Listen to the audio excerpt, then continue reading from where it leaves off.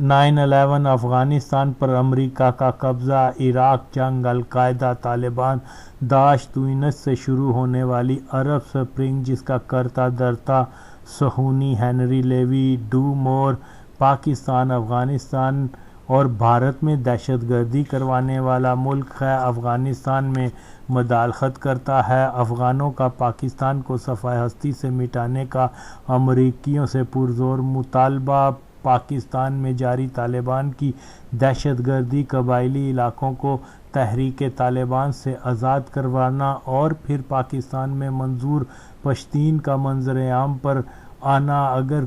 کوئی اس ساری ڈیولپمنٹ کو ان تناظر سے ہٹ کر دیکھتا ہے تو ایسا شخص یا تو ذہنی توازن کھو بیٹھا ہوا ہے یا پھر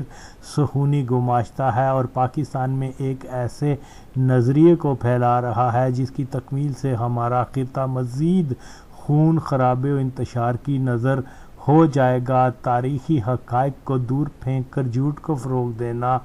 ہر اہل باطل کا وتیرہ رہا ہے۔ جب سے منظور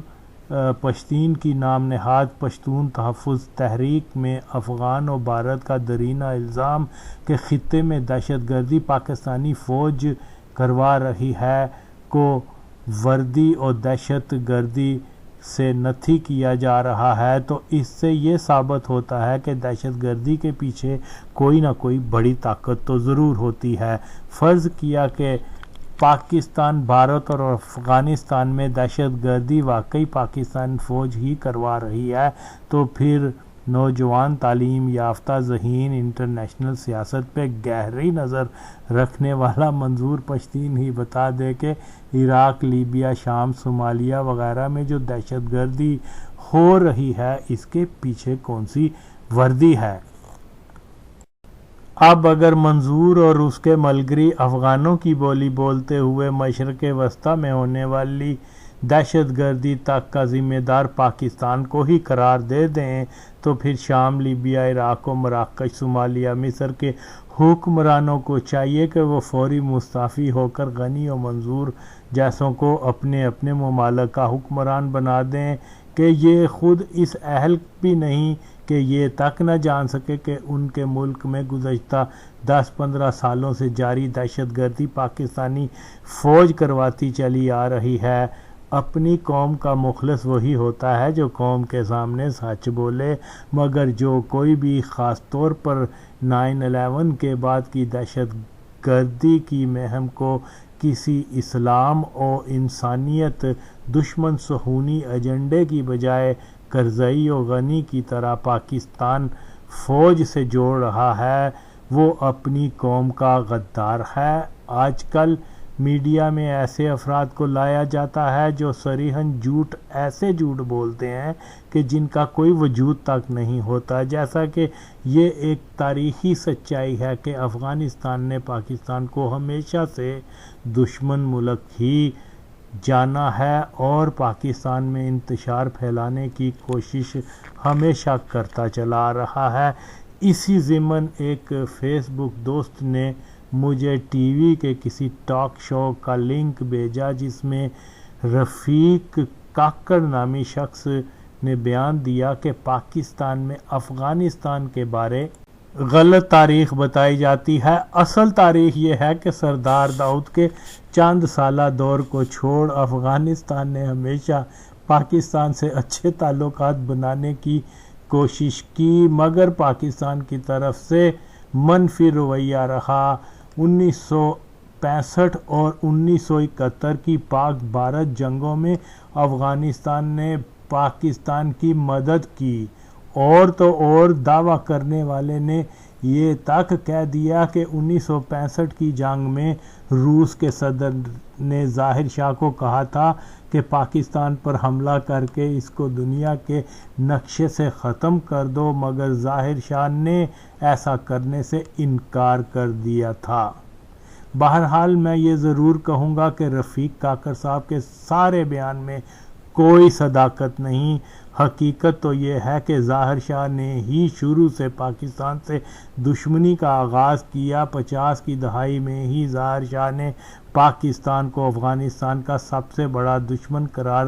دے دیا تھا۔ جشن کابل میں پاکستان مخالف پوسٹر و کارٹون، ہوائی جہازوں سے پاکستان مخالف پرچیاں گرائی جاتی، پاکستان سفارت خانے پہ حملے، پاکستانی پرچم کو نذر آتش اور افغانستان میں پاکستانی سیاحوں کے ساتھ انتہائی حد تک آمیز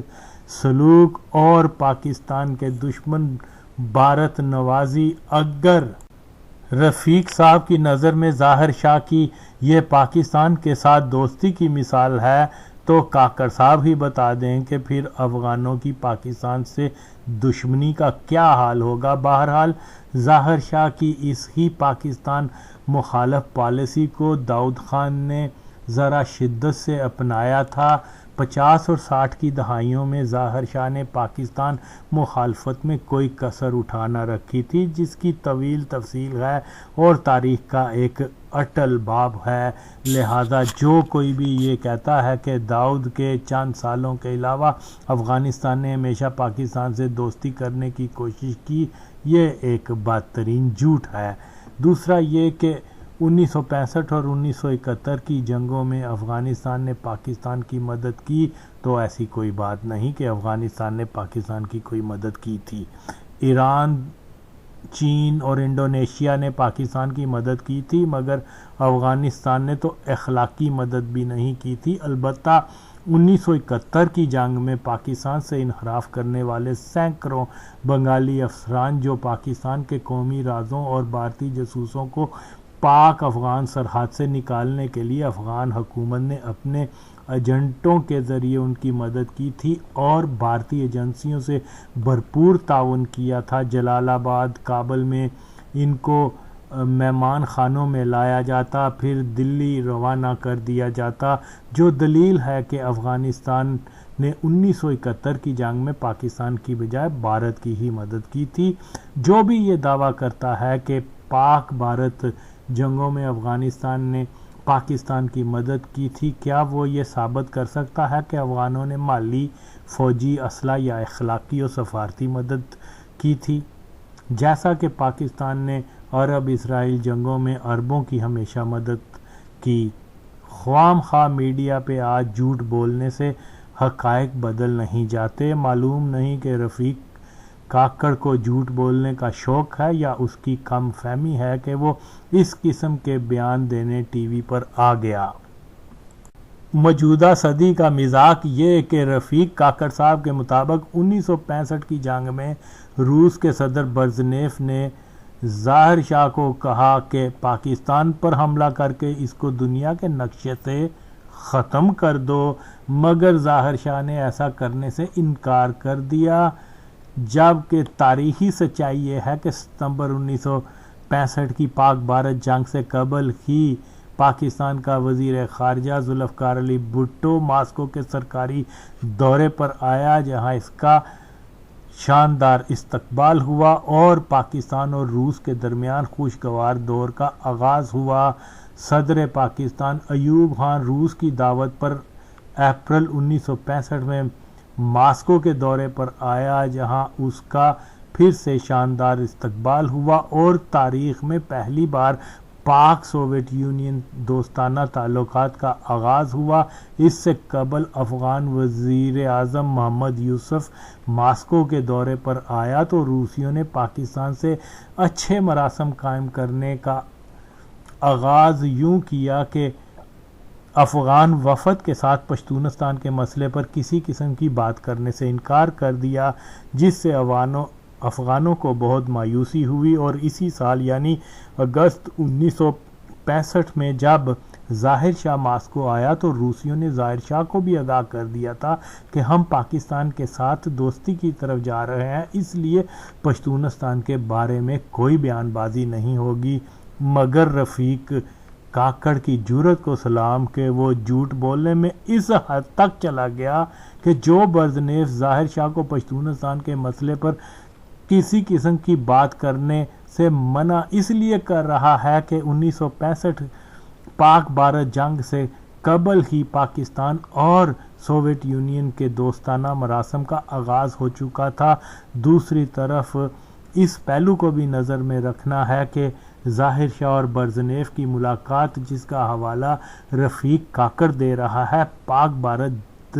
جنگ سے چند ہفتے قبل اس وقت ہوئی تھی جب جنگ ہو ہی نہیں رہی تھی۔ لہذا یہ کیسے ممکن ہے کہ برزنیف نے ظاہر شاہ کو پاکستان کو دنیا کے نقشے سے مٹا دینے کا کہا ہو مگر ظاہر شاہ نے انکار کر دیا وغیرہ؟ اب کیا سوویت یونین جو اس زمانے میں افغانستان میں مکمل سرایت کر چکا ہوا تھا کو معلوم نہیں ہوگا کہ ستمبر 1965 پاکستان اگر بھارت سے جنگی حالت میں بھی ہو تو افغانستان کی ملٹری طاقت اس قابل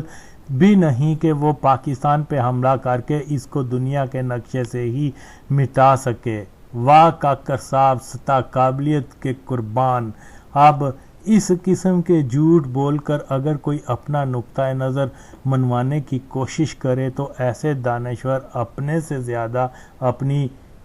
پشتون قوم کے ہی دشمن بن جاتے ہیں۔ رفیق کاکڑ کہتا ہے کہ پشتون لانگ مارچ میں اس کو وفاق پاکستان توڑنے کی کوئی بات نظر نہیں آتی، جبکہ اس تحریک میں شامل افراد نے شروع سے ہی پاکستان کے وفاق کے خلاف پشتونستان اور آزادی کا نعرہ لگانا شروع کر دیا تھا۔ کروڑوں افراد نے یوٹیوب اور فیس بک پہ لانگ مارچ میں شامل افراد کو پاکستان سے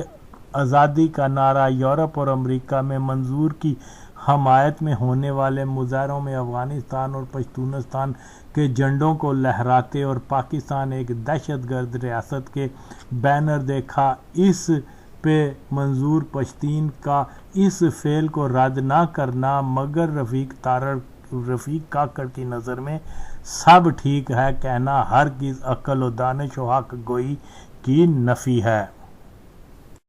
اب پشتون تحفظ تحریک کے پاس کیا دلیل ہے کہ دنیا بھر میں وہابی صہیونی اشتراک سے جو دہشت گردی کی لہر اٹھی ہے، جس کو یہ پشتون قوم کو گمراہ کرنے کی ناکام کوشش کرنے والے پاک فوج کے کھاتے میں ڈال رہے ہیں؟ یہ لوگ ذرا یہ تو بتا دیں کہ کیا پشتون قوم ہی وہ واحد قوم ہے جو دہشت گردی سے متاثر ہوئی ہے؟ عراق، شام، لیبیا، ترکی، مصر، صومالیہ تا روس تک اس میں متاثر ہوئے ہیں، مگر عراقی شامی عوام جو دہشت گردی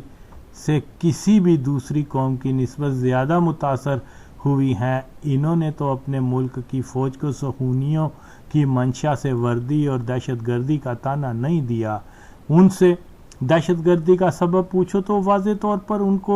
اس کو صہیونیت اور وہابیت کی پیدا کردہ کہتے ہیں۔ یہ بات روز روشن کی طرح عیاں ہے کہ اسلام دشمن قوتوں نے مسلم ممالک اور خاص طور پر وہ مسلم ممالک جو دفاعی طور پر مستحکم ہیں ان میں پہلے عرب سپرنگ نامی فتنہ برپا کیا، جس کی زد میں آئے ہر کسی کو ہلاکتوں، تباہیوں، بربادی کا سامنا کرنا پڑا ہے۔ عراق، شام، لیبیا جیسی توانا عسکری ریاستیں خانہ جنگی سے کمزور ہوئی، ریاستی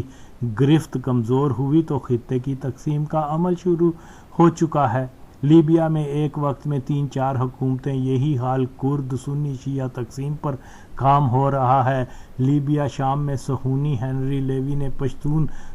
تحریک طرز پہ پہلے پرامن مظاہرے شروع کروائے اور پھر مظاہرین میں دہشت گردوں کو شامل کروا کر سیکیورٹی اداروں پر حملے شروع کروا دیے۔ نتیجہ نہ جمہوریت بحال ہوئی نہ ہی عوام کی زندگی میں بہتری آئی، البتہ سب کے سامنے ہے نتیجہ کہ کا لامتناہی سلسلہ شروع ہو گیا جس سے مسلم ممالک برباد ہو گئے۔ تو منظور پشتین اگر صہیونی ایجنٹ نہیں تو پھر ایسی کسی بھی تحریک کا حصہ مت بنے جس کا انجام عرب سپرنگ پہ ہو، اور اگر منظور یہ سمجھتا ہے کہ وہ پشتون قوم کا رہبر ہے اور اکثریت پشتون اس کے حامی ہیں تو بھائی آپ پاکستان جو کہ ایک فیڈرل ریاست ہے جہاں پہ آپ کو یہ حق ہے کہ ووٹ کی طاقت سے اپنے صوبے میں حکومت بنائیں اور آپ کی پارلیمنٹ جو فیصلہ کرے اس پہ عمل کر کے قانون سازی کریں، اور اگر اکثریت پشتون عوام پاکستان کی بجائے افغانستان سے الحاق یا علیحدہ ملک بنانا چاہتے ہیں تو پھر آپ اپنی قوم کی آواز بنیں۔ زبردستی کوئی بھی وفاق قائم نہیں رہا کرتا۔ بھارت کی فوج کشمیریوں پہ ظلم و بربریت کرتی چلی آئی ہے، مگر کشمیریوں کا مطالبہ بھارتی فوج پہ تنقید کی بجائے صرف اور صرف یہی ہے کہ ہم بھارت کے وفاق کا حصہ نہیں رہنا چاہتے، مگر منظور کی تحریک میں مطالبے بھی ہیں اور آزادی کی پکار بھی۔ پشتون روایت تو یہی ہے کہ وہ جس چیز کی مانگ کرتے ہیں اس کی نشاندہی بھی کرتے ہیں۔ منظور اگر وفاق کے توڑنے کے حق میں نہیں تو پھر جو لوگ اس کی تحریک کے نام سے پشتونستان لوئے افغانستان کا نعرہ بلند کرتے ہیں ان کو رد کرے یا پھر کھل کر ان کی حمایت کرے، مگر لوئے افغانستان کی صدائیں سن سکوت کرنے کو حمایت ہی گردانا جائے گا۔ یاد رہے کہ انقلابی وہی ہوتا ہے جس فکر کو درست جانتا ہے، اسی کو فروغ دیتا ہے۔ موجودہ پاکستان کو تقسیم کرنے کی پالیسی کا اثر پھر افغانستان اور خطے کے دیگر ممالک میں بھی ہوگا کہ یہی صہیونی ایجنڈا ہے۔ جو اس کو سچ نہیں مانتا وہ صہیونیت کا ہی بندہ ہے۔ جہاں تک مسنگ پرسنز کا تعلق ہے تو دہشت گردی کی زد میں آئے ممالک میں جب ریاستی گرفت کمزور ہوئی تو لاکھوں افراد لاپتہ ہوتے چلے گئے۔ شام، لیبیا میں داعش اور القاعدہ والے پولیس کی وردی اور جعلی پولیس کارڈ دکھا کر عام لوگوں کو اٹھا اپنے ساتھ لے جاتے، کسی کو قتل کر دیتے تو کسی کو ان کی طرف سے لڑنے کے لیے بھرتی کر لیتے، یوں لاپتہ میں شمار کیے جاتے یہ لوگ، اور مغربی میڈیا میں یہی خبریں نشر کی جاتی کہ شامی حکومت کی پولیس مخالفین کو اٹھا کر لے جاتی ہے اور لاکھوں افراد لاپتہ بن چکے ہیں۔ داعش ہو یا تحریک طالبان، یہ ایک ہی سکے کے دو رخ ہیں۔ طالبان نے جن قبائلی نوجوانوں کو اپنے لیے بھرتی کیا، اگر وہ آج لاپتہ ہیں تو پھر منظور صاحب کو افغانستان حکومت سے بھی مسنگ پرسنز کے بارے میں سوال جواب کرنا چاہیے کہ پی ٹی ٹی کے فراریوں کو افغان حکومت نے پناہ دی ہوئی ہے، جس کا اقرار افغان حکومت کے فارسی وان افراد بھی کر چکے ہوئے ہیں۔ منظور صاحب کو بتانا ہوگا کہ قبائلی علاقوں میں آپریشن کرنے اور قبائلی نوجوانوں کو اٹھا کر لے جانے والے پاکستانی فوج کیا صرف پنجابی ہی ہیں یا پشتون بھی اس میں شامل ہیں؟ منظور اور اس کے انقلابی ملگری پنجابی فوج کے خلاف نعرے اس لیے لگاتے ہیں کہ ان کا ماننا ہے کہ فوج نے پشتونوں کا قتل عام کیا۔ بالفرض پشتون تحریک کی یہ بات مان بھی لی جائے تو پھر ان کے پلیٹ فارم سے ایک آدھ نعرہ ان طالبان کے خلاف بھی لگنا چاہیے تھا جنہوں نے پشتونوں کا قتل عام کیا۔ لیکن اگر افغان و بھارت کی طرح پاک فوج کے گلے کاٹنے والے طالبان کو پاکستانی فوج کے حکم سے ہی اپنے فوجیوں کو قتل کرنے کا الزام دے کر ہر زمینی حقیقت کو رد کرنا ہے تو لگے رہو منظور بھائی۔ اکثریت پاکستانی نہیں جانتے مگر میں تو جانتا ہوں کہ کابل میں مکھیاں اڑتی دیکھی جائیں تو اس گناہ گار نے افغانوں کو بہت سنجیدگی سے یہ کہتے ہوئے سنا ہے کہ پاکستان بننے سے قبل افغانستان میں مکھیاں ہوتی ہی نہیں تھیں۔ افسوس کہ دال خور پاکستانیوں نے ہمارے جنت نظیر ملک افغانستان میں مکھیاں بیچ کر اس کو بھی گندا کر دیا ہے، مگر یہاں معاملہ تو دہشت گردی اور انسانی جانوں کا ہے۔ اس کا الزام کیوں نہیں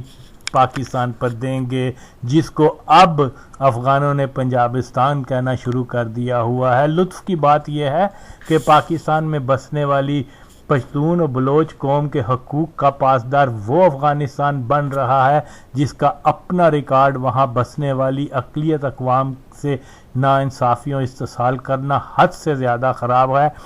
پاکستان میں چند ہزار ہزارہ آباد ہوئے اور 50 کی دہائی میں ہی ریاستی اداروں میں کلیدی عہدوں پہ فائز ہونا شروع ہو گئے، جبکہ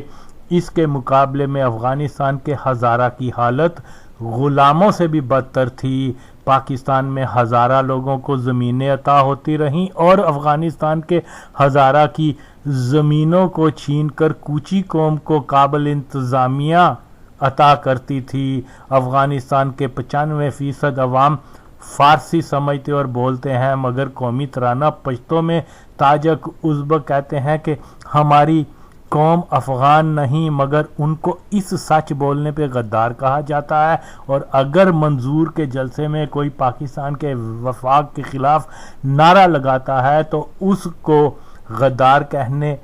والے کے پیچھے سب قادیانی لبرل قوم پرست تو خارجی پڑ جاتے ہیں۔ کیا یہ انصاف ہے؟ پاکستان کے سبھی خطے اور قومیں دہشت گردی سے ضرور متاثر ہوئی ہیں۔ پشتون قوم اس لیے زیادہ متاثر ہوئی ہے بدقسمتی سے کہ ان کا دشوار گزار کوہستانی جغرافیہ افغانستان کے ساتھ ملتا ہے، جہاں کے بسنے والے 90% عوام نے روس و خلقی پرچمیوں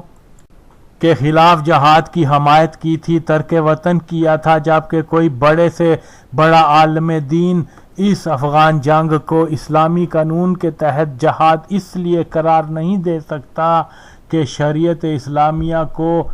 بالکل نظر انداز کیا گیا ہوا ہے۔ بے شک کیا مجددی، مسعود گل بدین، ان میں سے کوئی بھی افغان جنگ کو جہاد ثابت کر ہی نہیں سکتا۔ بہرحال افغانوں کا سور انقلاب برپا کرنا بھی غلطی تھی اور اس جنگ کو جہاد قرار دے کر جدید صہیونی نواز خارجی دہشت گردی کی ماں یعنی افغان فساد سور انقلاب سے بھی بڑی غلطی تھی۔ بدقسمتی سے افغان فساد کی وجہ سے پشتون عوام میں وہابی رجحانات کا فروغ اور وہابی دیوبندی عقائد، دہشت گردی، کلمہ گو کا بے دردی سے قتل، خودکش کرنا جنت کا شارٹ کٹ جانا جاتا ہے۔ جنگ زدہ افغانستان کا زمینی تعلق مشکل ٹرین، وہابیت، پیٹرو ڈالر، دیوبندی مدرسے جن کو قائم کرنے کا آغاز نام نہاد لبرل غفار خان نے کیا تھا، یہ سب محرکات ہیں کہ پشتون علاقوں میں پاکستان کے دیگر علاقوں کی نسبت زیادہ دہشت گردی ہوئی، جبکہ پنجاب میں وہابی دیوبندی ہر کوشش کے باوجود ایک پٹھان احمد رضا خان فاضل بریلوی رحمۃ اللہ علیہ کے پیروکاروں امن پسند صوفی سلسلہ سے ہٹانے میں کامیاب نہیں ہو سکے۔ پنجاب میں طالبان سے نفرت کی وجہ ان کا وہابی عقیدہ ہونا ہے۔ پنجاب میں بسنے والے ہر قوم سے تعلق رکھتے ہیں، اکثریت اللہ اولیاء کے چاہنے والے، میلاد منانے والے ہیں۔ جو میلادی ہے وہ نبی کا پیارا ہے۔ منظور جو پنجابیوں کو گالیاں دیتا ہے، اس کو اگر معلوم ہوتا کہ پنجابی کوئی قوم نہیں اور پنجاب میں بسنے والے 30% پشتون نسل ہی ہیں، لہذا یہ کم عقل اپنی ہی قوم کو بھی گالیاں دے رہا ہے اور پھر خود کو پشتونوں کا رہبر بھی کہتا ہے۔ منظور اور اس کے حمایتیوں، سنو، تمہاری دشمن کوئی قوم نہیں، ہاں البتہ وہ وہابیت ہے جس کو تم اسلام سمجھتے ہو۔ اپنی قوم کے لیے کچھ کرنا ہے تو ان کو دیوبندیت اور وہابیت سے دور رہنے کا پرچار کرو۔ ایک ایسے صوفی درس کو اپناؤ جس میں نہ کوئی پٹھان ہے، نہ بلوچ، نہ سندھی، نہ کالا، نہ سفید، بس انسانیت کی معراج ہے، ہر تعصب و عناد سے پاک ہے یہ نظریہ، اسی میں فلاح پاؤ گے۔ کیا اب ہمیں منظور صاحب کو یہ بھی بتانا پڑے گا کہ یہ آپ کے چہیتے افغان حکمران ہی ہیں جنہوں نے امریکیوں کے دن رات کان کھانا شروع کر کے شکایتیں لگانے کا سلسلہ شروع کیا کہ ڈیورنڈ لائن سے طالبان آ کر افغانستان میں دہشت گردی کرتے ہیں، پاکستان ان کے خلاف کوئی آپریشن نہیں کرتا۔ جب امریکیوں نے افغانوں کی شکایتوں پر ان سے پوچھا کہ پاکستان کے کن علاقوں سے دہشت گرد آتے ہیں، ان کے کون سے مراکز ہیں، تو یہ افغان ہی تھے جنہوں نے نشاندہی کی کہ جناب دہشت گرد وزیرستان، کرم، باجوڑ، تیرا سے وارد ہوتے ہیں، یہاں ڈرون بھیجو، یہاں بمباری کرو، یہاں سے ہی سب دہشت گرد آتے ہیں، یہ مرکز ہے دہشت گردی کا۔ اور پھر ڈو مور کے نتیجے میں افغانوں کے بتائے قبائلی علاقوں میں فوج نے آپریشن شروع کیا تو اس کو پنجابیوں کے ہاتھوں پشتون قوم کی نسل کشی قرار دے کر منظور پشتین کو میدان میں لانے والے محترم غنی سا بھی ہے۔ آپریشن نہ کرو تو پاکستان دہشت گردوں کی ریاست، اور اگر آپریشن کرو تو پنجابی فوج پشتونوں کی نسل کشی کر رہی ہے، لہذا لوئے افغانستان زندہ باد، پنجابی دال خور، کالے لوگ، انگریز کے غلام مرد آباد۔ باقی یہ تو ہمیشہ سے ہی ہوتا چلا آیا ہے کہ افغان حکومت پاکستان سے پشتونوں کو پاکستان کے خلاف کام کروانے کے لیے کابل مدعو کر خوب عیش کرواتی چلی آئی ہے، اور آج بھی اگر ہزاروں نوجوانوں کو کابل لا کر اچھے اچھے مہمان خانوں میں ٹہرا کباب و کابلی پلاؤ سے توازہ کروائی جا رہی ہے تو اچھی بات ہے، زندگی میں لذت بھی ہونی چاہیے۔ افغانستان میں یہ جوان مزے کر رہے ہیں اور گوریلا تربیت بھی حاصل کر رہے ہوں تو منظور پشتین انہیں مسنگ پرسن کی فہرست میں شامل کرتا پھرے، یہ افسوسناک بات ہے۔ کوئی بھی ریاست اتنی بیوقوف نہیں ہوتی کہ حساس علاقوں کے عام شہریوں کو اٹھا کر غائب کر کے اپنے لیے مشکلات پیدا کرے۔ کیا منظور پشتین انکار کر سکتا ہے کہ طالبان نے مقامی نوجوانوں کو اپنے نیٹ ورک میں بھرتی نہیں کیا تھا، اور جب فوج نے آپریشن کیا تو طالبان مقامی نوجوانوں کو اپنے ساتھ افغانستان لے گئے اور آج ان کو مسنگ پرسن فہرست میں شامل کیا جا رہا ہے؟ ہم قابلی جانتے ہیں اور اس کا اظہار بھی کرتے چلے آئے ہیں کہ ہزاروں قبائلی نوجوانوں کو کابل کے نواحی علاقوں میں لا کر رکھا جاتا ہے، جن پہ افغان حکومت کافی رقم بھی خرچ کر رہی ہے۔ افغان ذرائع خود اقرار کرتے ہیں کہ حالیہ برسوں میں کم از کم 20 سے 25 ہزار قبائلیوں کو قندھار، کابل کے قرب و جوار کے خفیہ مقامات پر لا کر گوریلا تربیت دی جاتی ہے، اور منظور ان افراد کو بھی مسنگ پرسن کی فہرست میں ڈال دے، جبکہ ایسے افراد کو مس لیڈ پرسن کی فہرست میں دیا جانا ہی مناسب ہے۔ یاد رہے کہ عرب سپرنگ کی طرح صہیونی مافیا منظور پشتین کے جلسے میں کوئی دہشت گردی کروا کر پاکستان پہ اس کا الزام دے خانہ جنگی کا راستہ بھی ہموار کروا سکتے ہیں۔ دوسری طرف افغان میڈیا پہ خود کو صحافی سمجھنے والا جبار قہرمان، جس نے ہزاروں انسانوں کو بے دردی سے قتل کیا، عظمت دری بے شمار جرائم کیے ہوئے ہیں، یا زرجان جیسا احمق و متعصب جس کے منہ سے جو پاکستان مخالف بات سننے کو ملتی ہے وہی بات منظور پشتین کے لبوں پر بھی آ جاتی ہے۔ پنجابی فوج پشتونوں کی نسل کشی کر رہی ہے، پشتونوں پہ ظلم ہو رہا ہے، پشتون آزادی چاہتے ہیں وغیرہ۔ یورپ کے مختلف شہروں میں پشتون تحفظ تحریک کے حق میں مظاہرے کرنے والوں میں خیبر پختونخوا کے پشتون بہت کم دیکھنے کو ملے، البتہ کثیر تعداد افغان اور چند بھارتی بھی ہاتھ میں افغان یا پشتونستان کا پرچم لہراتے دیکھے گئے۔ اگر پاکستان سے افغان مہاجرین کو باعزت واپس افغانستان بھیج دیا جاتا تو منظور پشتین کی تحریک میں خیبر پختونخوا کے پاکستانی شہریوں کی عدم دلچسپی سے یہ تحریر جلد دم توڑ جاتی۔ بہرحال اب بھی ہمارے بے حس بغیرت حکمرانوں کو اس کار خیر میں دیر نہیں کرنی چاہیے۔ منظور صاحب غنی تو فری میسن تنظیم کا ایک ادنا خادم ہے، اس کو اسلام دشمن قوتیں استعمال کر رہی ہیں اور تم اس سے استعمال ہو رہے ہو۔ باقی آئندہ